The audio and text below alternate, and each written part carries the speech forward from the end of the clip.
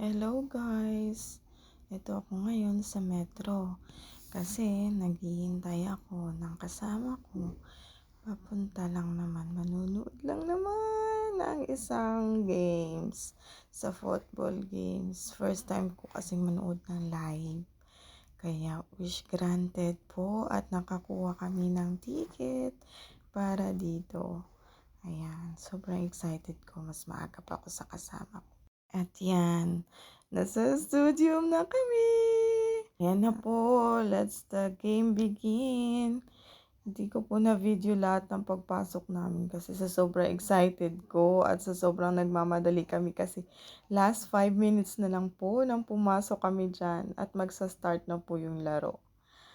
At yan, pag-upo namin, nag-start na sila. Hindi namin nabutan yung pagpakilala, lahat-lahat kasi na-late po kami ng mga 5 minutes po na lang at mag-start na kaya. So, sobrang daming tao din po nakapila dun sa entrance, sa pag-swipe ng ticket, lahat-lahat po. Sobrang daming tao talaga kaya kahit anong pagmamadali namin, tatakbuhin namin yung entrance ng studio, hindi pa rin namin nabutan. Pero it's okay. God's plan talaga na makapanood ako dito ngayon. Galing, grabe. Sobrang laki. Na-amaze ako sa laki ng studio. Sa daming tao, sa grabe yung hiyawan ng mga tao. Madadala ka talaga sa sigawan ng mga tao. Madadala ka dun sa mga laro. Lahat, mapapasigaw ka, mapapatalon ka pag may makakagol. Kasi napakahirap po kasi mag-goal. Tingnan nyo naman yung laban nila. Tapos yung laban nila dyan napaka-close ng laban nila. Umabot sila ng overtime. Tapos plus 30 minutes. Plus ng time. Kaya na-late na natapos yan. Sobra. Grabe, napaka-close ng laban nila. At saka lahat sila naka-goal dyan. 1-1. So, kailangan nila ng overtime para malalaman kung sino yung talagang mananalo. Sobrang galing talaga ng mga manglalaro dyan. As in. Lahat kinalingan nila. Binigay nila yung best nila para lang manalo magiging manalo yung bansa nila. Pero kung talagang hindi para sa inyo, hindi talaga yun para sa inyo. Kasi nag-ano na 1-on-1 na yung score. So this time kailangan na nilang yung talagang break anong tawag doon, break score.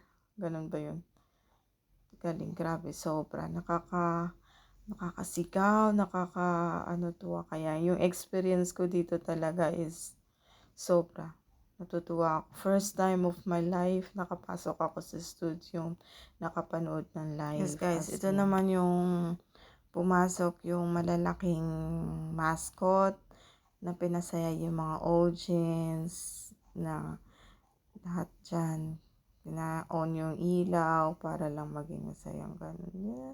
Napakasaya talaga ang experience na to, as in super saya. Ayan, lahat ng tao parang nagkakaisa. Ayan, sobrang saya. Grabe yung experience ko din. Hindi ko talaga to makakalimutan. Yung best experience natin. Hindi man ako nakapanood ng FIFA, pero at least ngayon, nakapanood ako ng ganitong game.